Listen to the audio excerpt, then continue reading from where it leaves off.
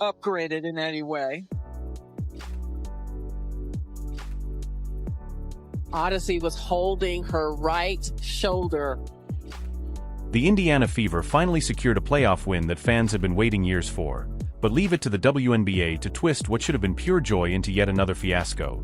Because instead of the headlines being about Lexie Hull's game-winning steal or Kelsey Mitchell and Aliyah Boston's heroics, the story turned into a confrontation between Sophie Cunningham and a league-hired security guard, as Sophie, rocking a bulky leg brace and standing nowhere near game-ready, wasn't running onto the court or instigating trouble, yet a security guard decided to play sheriff and bark at her as if she just rushed the floor mid-brawl.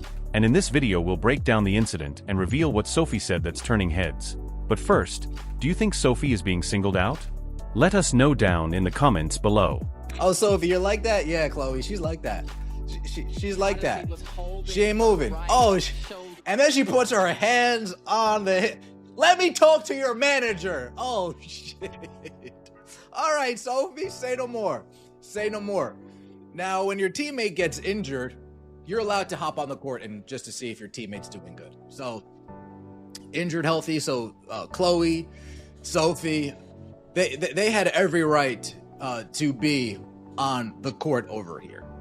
Here's the question everyone's now asking. Was this just a clueless overreaction from one overzealous rent-a-cop? Or was it part of the larger, more troubling pattern we've already seen in the WNBA?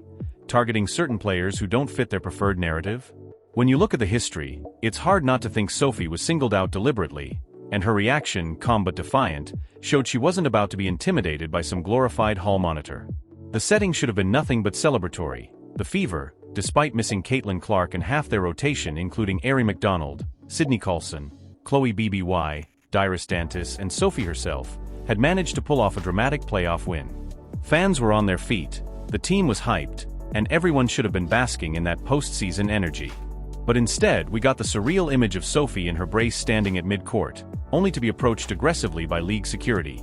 No scuffle, no violation, no reason for confrontation, yet suddenly she was treated like some kind of threat. Why in the F is that security guard all up on Sophie Cunningham? And look, I think there is a reason she got up in Sophie's face. And I don't think there was any need to sort of bow up to Sophie like that.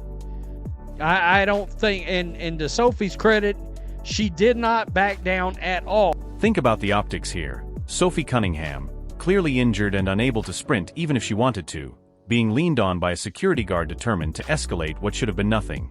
The camera caught it perfectly. Sophie's expression shifting from puzzled to annoyed to the unmistakable Cunningham glare fans know all too well, the look that says, "Really? This is what you're doing right now." And she had every right to give it. The moment hit social media almost instantly, and within minutes clips of Sophie's stare-down were everywhere. The reaction was pure outrage, not because Sophie overreacted, but because fans could see with their own eyes how unnecessary the whole thing was. It wasn't enforcement, it was harassment, and it played directly into the frustrating narrative that has followed Sophie throughout her career. She's always painted as the villain.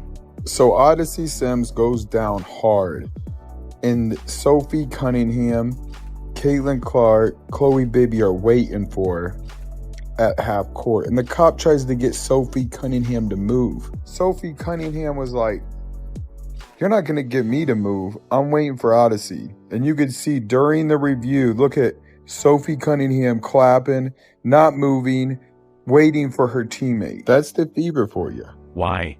Because Sophie Cunningham doesn't toe the WNBA's party line. She's outspoken, confident, unapologetic, and refuses to shrink back just because people want her to. And for that, she's been treated differently by rival fans, by media outlets, and now apparently by the league's own staff. This is the same Sophie Cunningham who trends regularly on Twitter, whose clips rack up clicks, and whose fan base is one of the loudest in women's basketball. She's good for business, but instead of embracing her, the WNBA seems intent on turning her into a problem. Comments poured in across Twitter, Instagram, and YouTube, with fans calling out the double standards. Some said flat out, Sophie gets treated this way because she doesn't match the league's preferred image.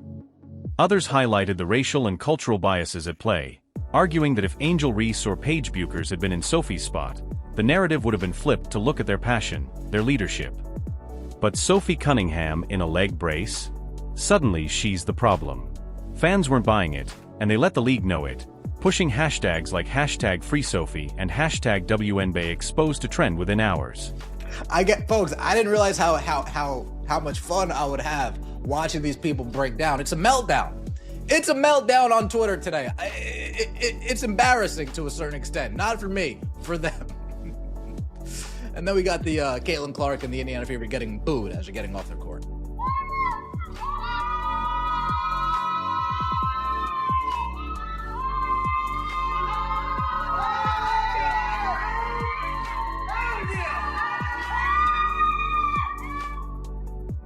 And here's the kicker. Sophie didn't even escalate. She stood her ground, held her space, glared, and refused to be bullied. She didn't back down, but she didn't blow up either. In other words, she showed more professionalism than the very security guard who provoked the confrontation, and that's exactly why the clip went viral. It wasn't drama she created, it was drama the league created. And when you start connecting the dots, the pattern gets hard to ignore.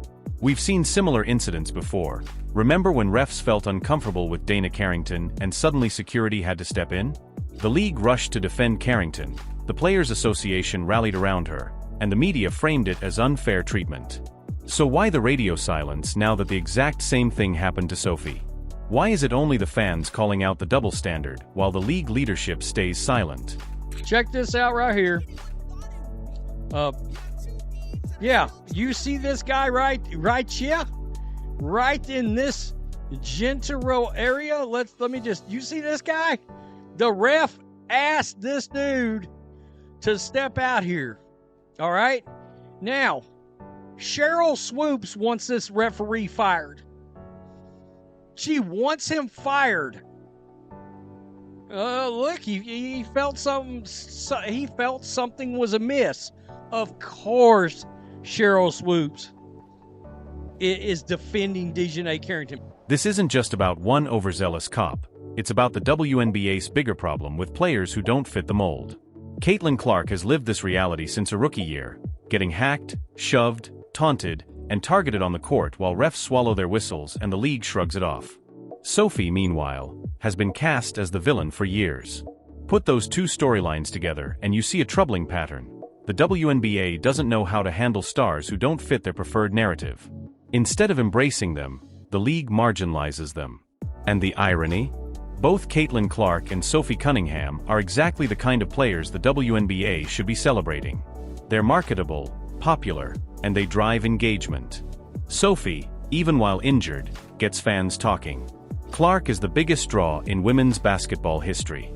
Yet instead of protecting them, the WNBA allows referees and staff to mistreat them. And when fans see it, they're not just frustrated with the moment, they're frustrated with the league as a whole. They hate Sophie Cunningham because she's white, she's beautiful, all these things, right? Let's keep it real. Let's keep it 100, as they say. Sophie Cunningham's the most beautiful woman in this league. All right, she's the hottest woman in this league, and they're mad they can't be her. The fallout was instant. Within hours, fans flooded comment sections, tearing into the WNBA for embarrassing Sophie during what should have been a joyful celebration. People pointed out how the league once tried to investigate fans for booing Angel Reed, or how they brushed off flagrant fouls against Caitlin Clark as just part of the game. It's the same pattern: selective enforcement, selective outrage, selective protection. And every time it happens, the league's credibility takes another hit. Let's be clear, this isn't just bad optics, it's bad business. The WNBA keeps saying they want growth, respect, and mainstream relevance, but you can't get there when your biggest moments are overshadowed by viral clips of your players being harassed by your own staff. Fans don't want to see their stars silenced or sidelined. They want basketball played, celebrated, and respected. I completely underestimated the feelings that I would have watching all of the Indiana Fever haters crash out. All of the Caitlin Clark haters, all of the Sophie Cunningham haters, anything to do with the Indiana Fever, the people that are just so quick to hop on Twitter and say something negative, to hop on media and say something negative, to take credit away. I underestimated how good it feels watching these people crumble. And this is where the story really snowballed. The more fans talked about Sophie's confrontation, the more they started connecting dots. Double standards, mistreatment, and the league's repeated failure to protect players like Clark and Sophie. Suddenly, this wasn't just a viral clip. It became a case study in everything broken about the WNBA's leadership, officiating, and priorities. And here's where things shift from frustrating to flat-out revealing. Sophie Cunningham isn't just another player in sweats on the sideline. She's outspoken, fiery, and refuses to conform to the league's polished narratives. She doesn't bow to league-approved storylines, doesn't soften her edges to make the media comfortable, and she's not interested in playing the smiling mascot role they'd prefer. She's not Paige Beckers, the WNBA's chosen replacement for Caitlin Clark. She's not Angel Ree, the league's controversy magnet. Sophie is something the league can't box in, and for that, she's been a target for years. Poor Sophie. She got the contraption on. She looks great in a ball cap. Let's just keep it real. We're keeping it 100 here, as the kids say. And here we go. Right here, she's at mid-court, and then Paula Blart, mall cop. What are you doing? Well, I mean, what you doing? She got a leg brace on. For crying out loud.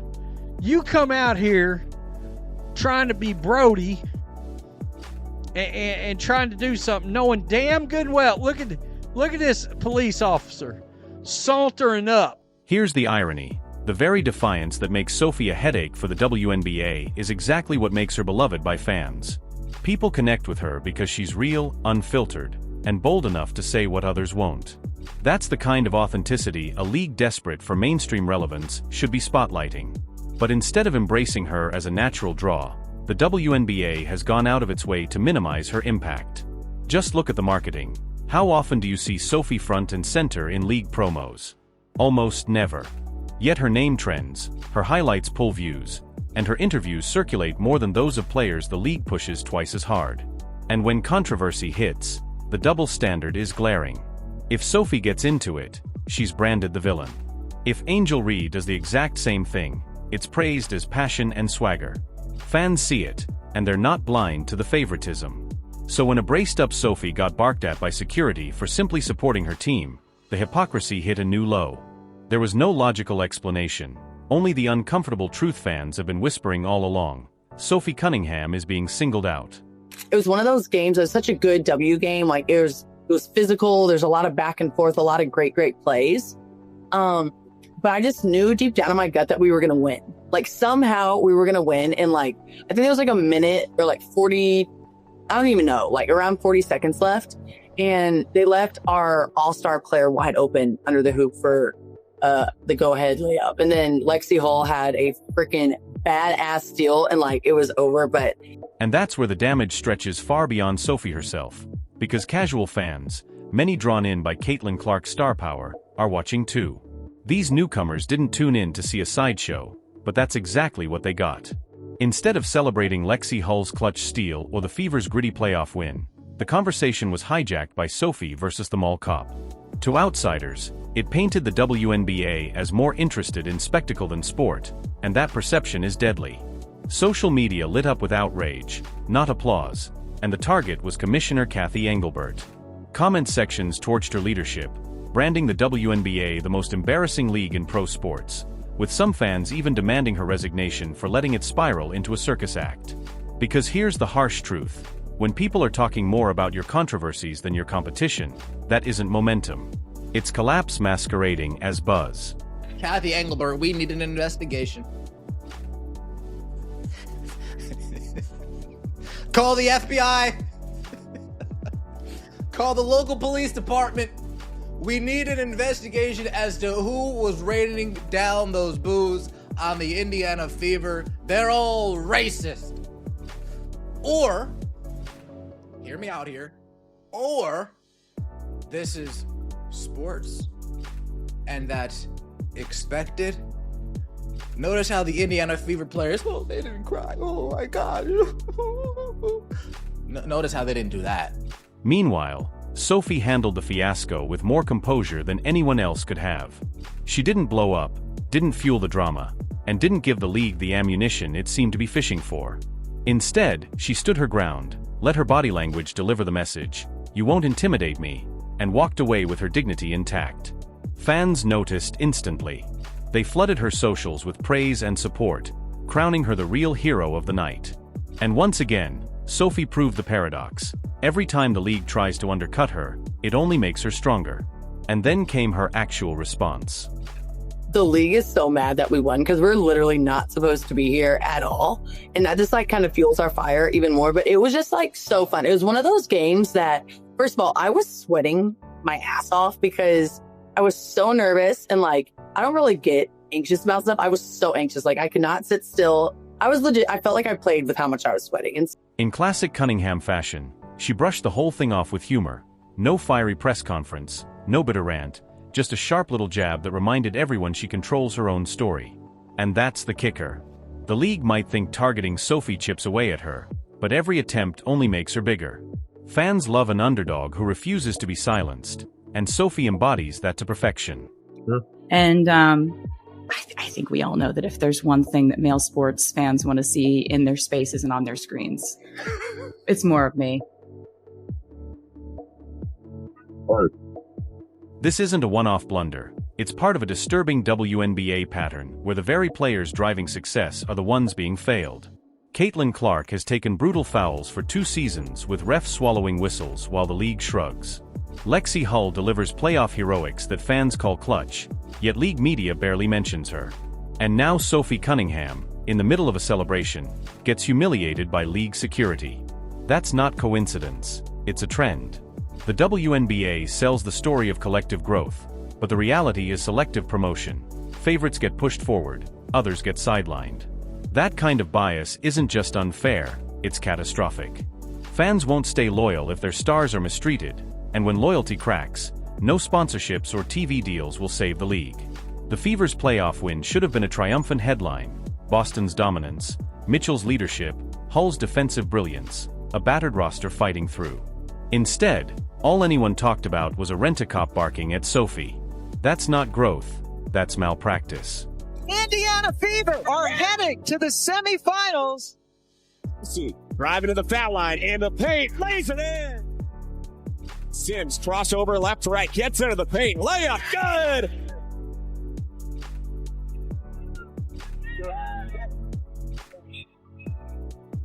Inside, Boston.